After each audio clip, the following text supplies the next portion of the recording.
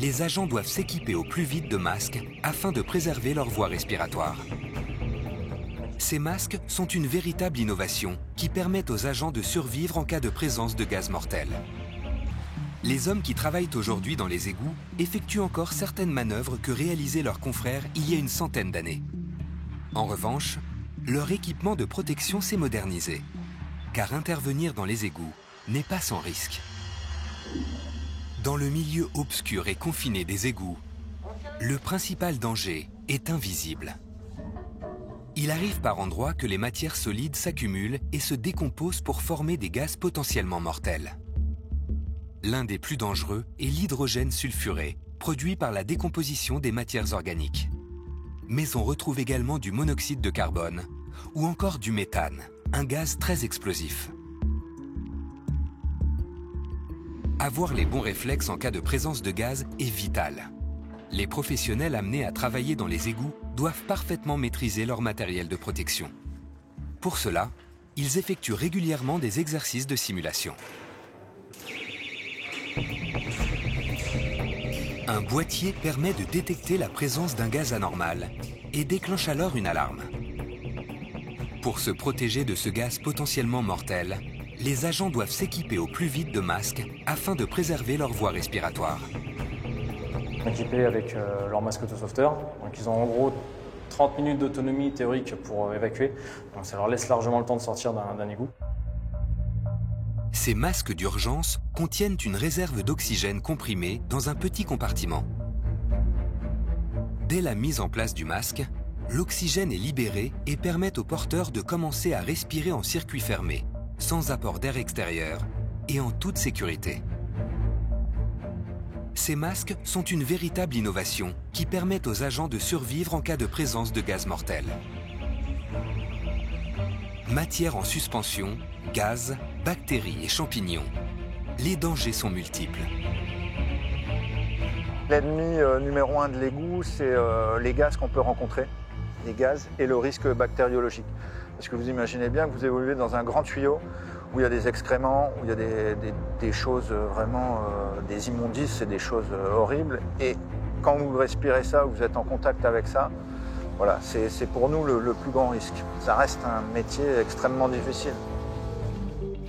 Jusqu'à la fin du XVIIIe siècle, certains Parisiens s'approvisionnaient encore en eau directement dans la Seine. Mais à l'époque, les eaux du fleuve sont souillées. Étant donné que la Seine sert de tout à l'égout, eh bien, l'eau du fleuve est extrêmement polluée.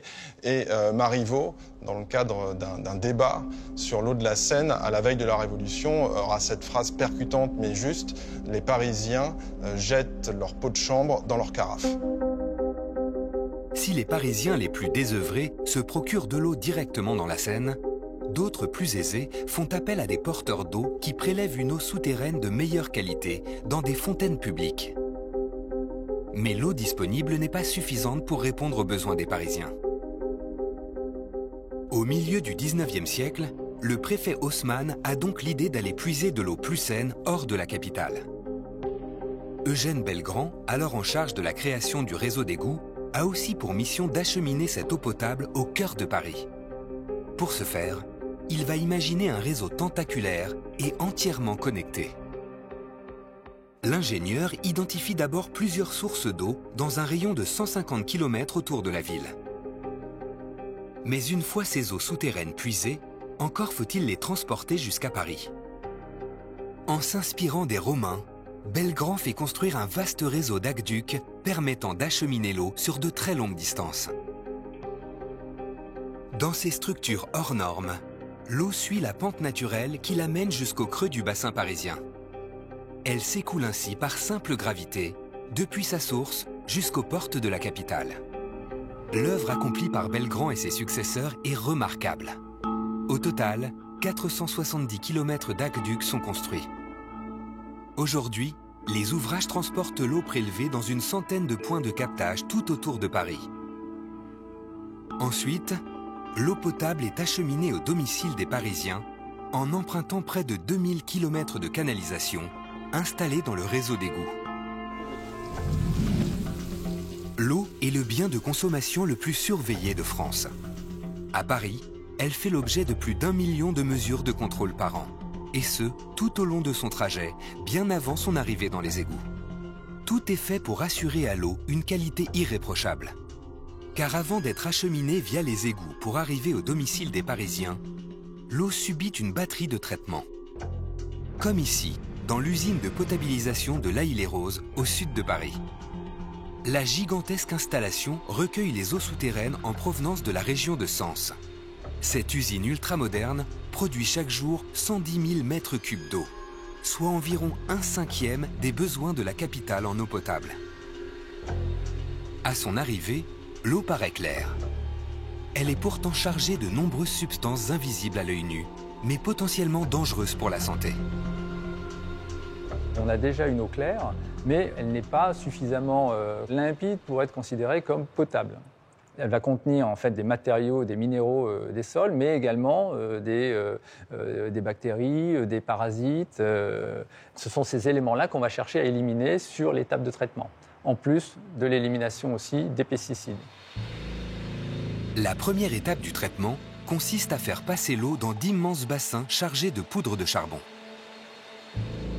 Très poreux, le charbon actif va attirer tel un aimant de nombreuses particules en suspension comme les résidus de pesticides.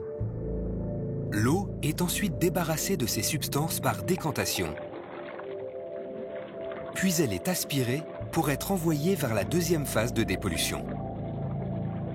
L'ultrafiltration, c'est ni plus ni moins qu'une filtration mécanique, c'est-à-dire qu'il faut avoir l'image d'un tamis ou d'un filtre à café, comme on peut filtrer le café. Mais là, on va être sur une maille très très fine, on est sur 0,01 micron. C'est-à-dire qu'on va venir piéger toutes les particules qui sont plus grosses que cette taille de 0,01 micron. Chacun de ces modules contient une centaine de tubes. Ces tubes sont composés de membranes percées de trous d'un diamètre de 0,01 micromètre, soit 10 000 fois plus petits que les pores de la peau. Bactéries, virus, parasites, aucun organisme ne résiste à cette barrière. L'ensemble de cet atelier d'ultrafiltration représente une surface de 66 000 m². C'est-à-dire qu'on a des procédés qui sont très concentrés. C'est-à-dire si on voulait les construire avec une autre technologie, il faudrait prendre l'équivalent dans cette salle membranaire de à peu près 60-70 terrains de foot, ce qui est considérable. Après cette étape, l'eau est pratiquement potable. Elle a été débarrassée de toutes ces substances indésirables, mais conserve ses qualités minérales. Il ne reste plus qu'à lui ajouter une infime quantité de chlore, qui lui permettra de maintenir sa qualité pendant toute la durée de son stockage et de son transport. Une étape indispensable avant d'emprunter les canalisations qui sillonnent le gigantesque réseau d'égouts parisiens.